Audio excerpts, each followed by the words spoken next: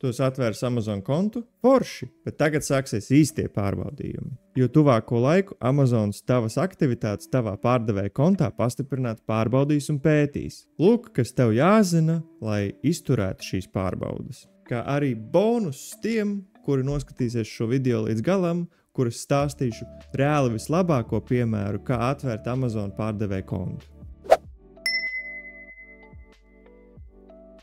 Nu un tā, kāds tad ir tālākais process pēc tā, kad esam atvēruši kontu? Tātad jūs izdarījāt savu mājas darbu un jūs atvērāt Amazonā kontu, tur iedodot visu informāciju Amazonam, ko viņš prasa, ja tur uzņēmuma nosaukums, vārds, uzvārds un tā tālāk, jā.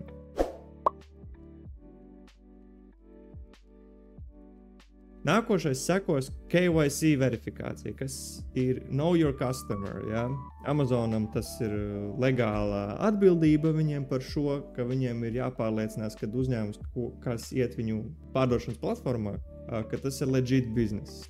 Tas viņiem no viņa puses ir jānodrošina un jāpārbauda. Un tad ir tā verifikācija. Tā verifikācija, tas briesmonis, no kā visi baidās vienmēr, ir, kad galvenais netrigerota verifikācija. Viņa vienmēr būs. Ir tīpaši tā, kad jūs atvērsat kontu, viņa stabili vienmēr būs. Kas tad ietilpst šajā verifikācijā? Nu, tātad pirmkārtām, automātiski sistēma pārbaudīs jūsu norādīto informāciju ar jau kaut kādiem publiskajiem datiem. Tas ir arī tas, ko es teicu, ka vajag uzņēmumam eksistēt kā minimums nedēļu, lai tie dati, lai tā informācija par uzņēmumu paliek publiski pieejama visiem, tā skaitā arī Amazon botiem, ko viņi, iet cauri internetam un meklē, jā. Viņiem ir savu, es nesaku, visam internetam viņiem ir savu kanālu, bet, domu jūs sapratāt. Nākošais ir tātad manuāla iesniegto dokumentu pārbauda. Un šeit būs jums jāiesniedz tātad visi rēķini, visas pases, jā, tiem dokumentiem, ko es iepriekš teicu, šeit vajadzēs to visu iesniegt. Protams, to, ko Amazons prasa, jā.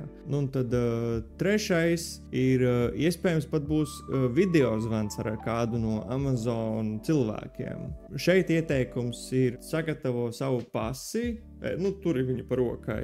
Esi ar tīru fonu un bez liekiem kaut kādiem trokšņiem. Tātad nesēžam labāk kafejnīcā mājās, smuki pie datora, jā, tā, lai jūs var redzēt, jā, normāls apgaismojums, lai jūs tā, kad paceļiet pasi, jo viņi prasīs jums parādīt savu pasi, lai viņi var salīdzināt jūsu seju ar to, kas jums ir pasē, jā. Tā, lai viņi arī redz to pašu pasi, jā. Tam vajadzētu būt viss. Tā, kad šie 3 punktiņi izpildās, tad jūsu konts skatīsies verificēts, un to arī Amazons pats paziņos. Bet ir arī tāda lieta, ka jums var būt iedod tādu pagaidu apstiprinājumu, un tas nenozīmē obligāti, ka tas būs forever, kad jūs mūžīgi drošībā būsiet. 1 mēnešu laikā Amazons var paņemt un atkārtoti pieprasīt dokumentus. Tas ir normāli, pat ja jūs iepriekš jau iesniedzāt, jūs jau izgājāt visu to verifikāciju, viņš var paprasīt vēlreiz.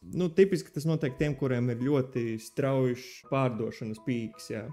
Kad viņš tikko ir atvērs kontu, viņam 100,000 mēnesī ietirgo, jā. Tad Amazonam varētu vēlreiz notrigerēties konta verifikācija. Nākošais pa virsu šim var arī notikt atkārtot verifikācija šā vai tā. Un tas var notikt, ja tavā uzņēmuma struktūrā, tātad valdē, vai arī uzņēmumā ir kaut kādas izmaiņas. Vai arī tikpat labi pasei vai ID beidzās derīguma termiņš. Tas pats arī attiecās uz bankas karti. Šis pasākums visticamākais izņemot bankas karti. Tātad, ja juridiskā adrese mainās vai struktūra mainās vai pase izbeidzās, tad šis varētu triggerot atkārtēju verifikāciju. Ja bankas karta izbeidzās, tad jums vienkārši būs, jūs neko nevarēsiet izdarīt kontā, kamēr jūs nepievienosiet derīgu bankas karti. Šeit ieteikums ir turi visu informāciju savā Amazon kontā up to date, kā arī ne tikai informāciju turi up to date Amazonā, bet laicīgi jau parūpējies, lai visi tavi dokumenti, kas ir tava pasa vai ID karta un bankas karta, lai tie vienmēr būtu laicīgi atjaunināti. Tā kā pati kartiņa, ja? Tā, lai nav pēkšņa situācija, ka tev izbeidzās pasēja termiņš, ja, un tev ar steigu ir migrācijas dienestu jāiet un jātaisa jauna pase, ja, kas tikmēr savukārt nozīmē to, ka kamēr tu nevari iedot Amazonam derīgu pasi, tev pārdošana apstāsies, viņš tev neļaus neko darīt vairāk. Tāpēc labāk laicīgi to izdari, tad, kad tu samaini, viņš varbūt varētu notriggerot kaut kādu mini verifikāciju, ja, kur vienkārši vēlreiz prasīs tev jauno dokumentu iesūtīt, nu to vienu pasi, ja, un viss. Labāk tā nekā, ka tev izbeidzās termiņš, konts nobloķējās, pārdošana apstājās pilnībā, tev jāiet uz pasu migrācijas nodaļu, jādabū jaunu pasu, tu gaidi jaunu pasu, cik tur tās dienas vai nedēļas, tev atnāk jaunā pase, tu viņu uploado, un Amazonu vēl iedomājās viņš, ka tur kaut kas šeidī noticis, kāpēc tu uzreiz neesi iesniedzis, pilno verifikāciju, taisam vēlreiz. No tāda scenārija izvairīties būtu manā skatījumā labāk, tāpēc labāk up to date visu turam un būs viss labi. Kā arī 4. kas var notikt pēc jūsu konta atvēršanas ir seller performance izmeklēšana. Šis notiek tādos gadījumos, ja jūs slikti uzvedaties, piemēram, neatbildat uz Amazon tiešajām ziņām, kad jums Amazon saka, ka jums, kaut kas nav kārtībā, Ignorēsiet klientus, vai arī nesūtīsiet sūtījumus, Tādā gadījumā Amazons arī var tevi nobloķēt, un varbūt tev nebūs pilna verifikācija jāiet, visticamākais nebūs jāiet verifikācija, bet tev vajadzēs Amazonam pierādīt, kāpēc viņam atļaut atkal tirgoties savā platformā. Tur tādā situācijā mēs neviens negribam būt. Kā nobeigumu, mēs jau esam praktiski beigās. Es gribētu kā nobeigumu vēl pēdējo bonusa lietu jums iedot, tātad vislabākā prakse. Tā kā, man būtu teikšana, kā es darītu un kā būtu vislabāk visiem darīt. Mans ideālais piemērs, tā drīzāk es teiktu.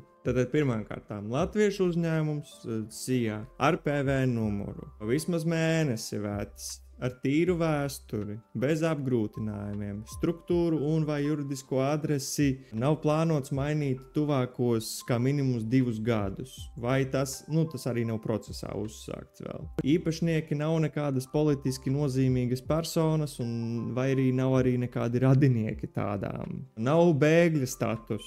Viens īpašnieks. Un, starp citu, viens īpašnieks nav obligāti, var arī būt vairāki, bet tas vienkāršāk. Es saku, zelta izcilais piemērs, viens īpašnieks. Viena pilsonība.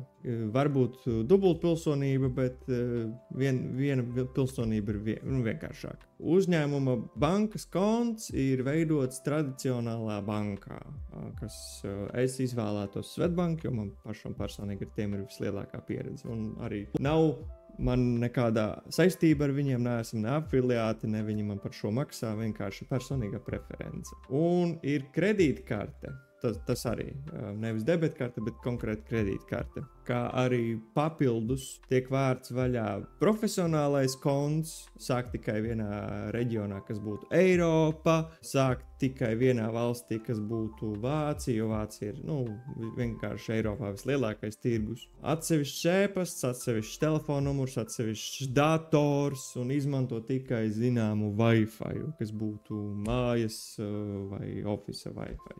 Kā arī papildus, pirmkārtām, mēs varam vaļā profesionālo pārdošanas kontu, tātad tur, kur jāmaksā ir 40 eiro mēnesī. Mēs sākam tirgoties tikai vienā reģionā, tad izvēlamies visticamākais lielākā daļa sāks ar Eiropu, tātad Amazon seller.co.uk, jo tas ir tā galvenā bāze priekš Eiropas konta, un sākam tirgoties tikai vienā valstī, lai sevi pārāk neuztaisītu, lai mūsu resursus pārāk daudz neizmētātu.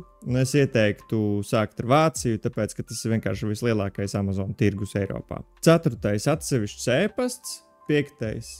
atsevišķs telefonnumurs, 6. atsevišķs dators, 7. atsevišķs IP, jeb šo atsevišķu IP adrese caur atsevišķu simkarti.